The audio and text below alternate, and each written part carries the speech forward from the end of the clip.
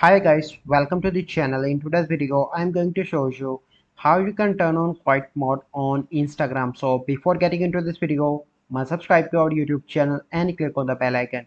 So the first step you simply need to do is to open Play Store and search for Instagram. And you need to update Instagram application to get this option. So after that, you simply need to go onto your Instagram account.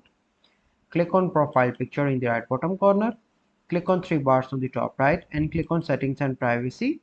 Here you need to click on time spent.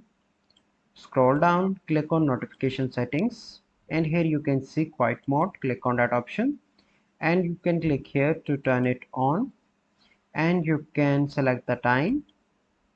So you can adjust time according to your choice, and here you can see that you can turn it on for up to 12 watts, so it is up to you. So I hope you find this video helpful. If you find this video helpful, must like this video, subscribe to our YouTube channel for future videos. We'll see you in the next video. Thank you, have a good day.